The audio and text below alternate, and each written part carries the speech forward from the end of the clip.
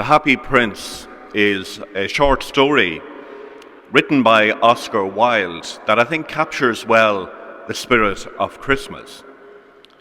It tells the story of a magnificent golden statue of a young prince that stands high above a city. When the prince was alive, he lived a very sheltered life, a life of luxury within the palace walls, and he never saw or experienced human suffering. After his death, they make a fantastic statue of the prince, and they place it, as I said, on a tall column on a hillside overlooking the city. And from this vantage point, he finally witnesses for the first time the poverty, misery, and injustice endured by his people. Now, a little swallow, on its way to Egypt for the winter, stops to rest at the statue's feet.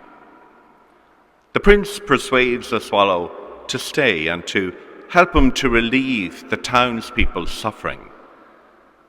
So he asks the little bird, to, little by little, pluck away the jewels and the gold leaf from his body and deliver it to those who are in need.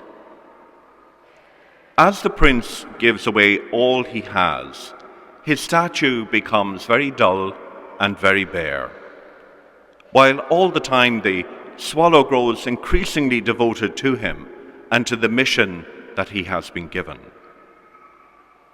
Now winter arrives, and usually the swallow would fly away, but he doesn't. He doesn't fly away. He doesn't neglect his duty.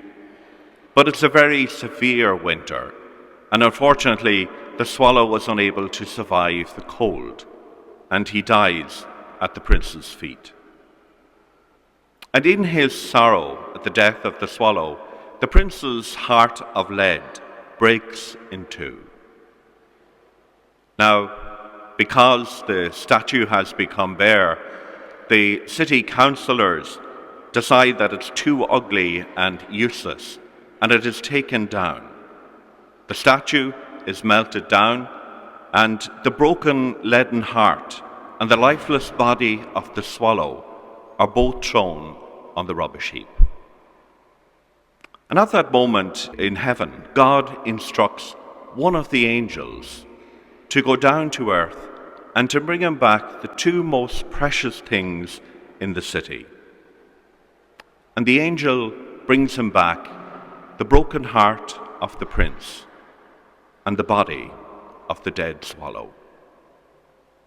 "You have chosen rightly," said God, "for in my garden of paradise this little bird will sing forevermore, and in my city of gold the happy prince shall praise me."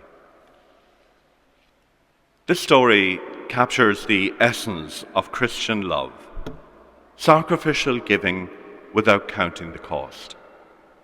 And the good news that we are gathered here to celebrate today is that God has modeled himself, has modeled that sacrificial love for us. He has entered our world, not as a distant ruler cloaked in majesty or behind the walls of a palace, but as a newborn child lying in a manger, crying just like any other infant, vulnerable and totally dependent on the human beings around him. We celebrate this wonderful event, this divine gift, because it is the moment when the way to eternal life was opened up for each one of us. Jesus' birth is not just a beautiful story from long ago. It is God's embrace of our suffering, our weakness, our brokenness. He identifies from the very start with the poor. The lowly shepherds are the first to visit him, the first to hear the angel's song. And he remains present in all who suffer and who struggle today. And yet we know that the world continues to be fractured by poverty, by inequality, war, violence and indifference to the suffering of others. We see a world where a tiny minority controls an overwhelming share of wealth, while billions of people struggle to meet the basic necessities of life.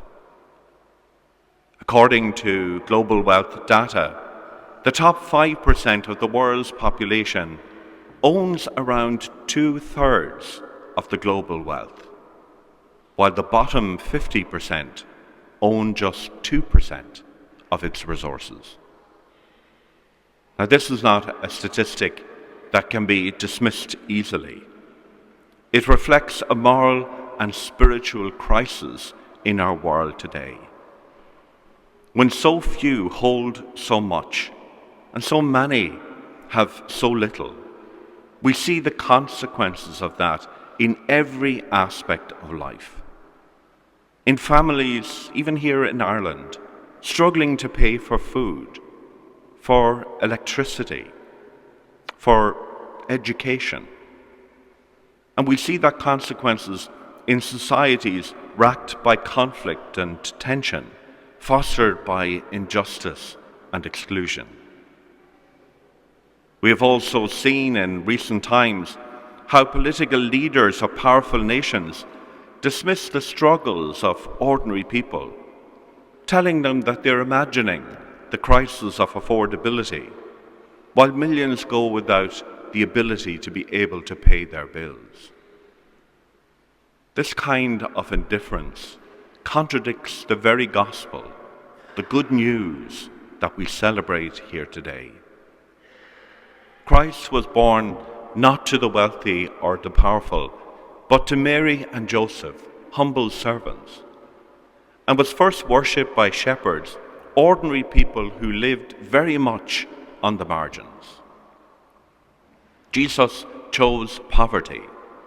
He identified with the weakest and taught us the true greatness in God's kingdom that is found in service, not in dominance. This truth, the self-giving of Christ that leads us to self-giving life, must guide us not only today, but far beyond this Christmas season, when all the decorations are put away, when the last carol is sung. The spirit of Christmas is not just for a season, but it is a way of life. It's a call to be an instrument of God's peace, a channel of God's compassion, and a voice for those who have none. As we reflect on the Word made flesh, let us ask, how can we in our families and communities, in our places of work and learning, mirror the generous heart of Christ? How can we reach out to the poor, to the lonely, to the oppressed? How can we, like the happy prince and his loyal swallow, give of ourselves, our time, our effort, and our compassion, so that others might taste the warmth of God's love? Christ has come. He has brought God's light into our darkness and hope into our despair. Let the joy of this day spur us to greater generosity and deeper solidarity with all God's children, especially those who are on the margins. For in giving as Christ gave, we receive the true joy of Christmas that lasts not just today, not just for the next week or 12 days, but that lasts forever.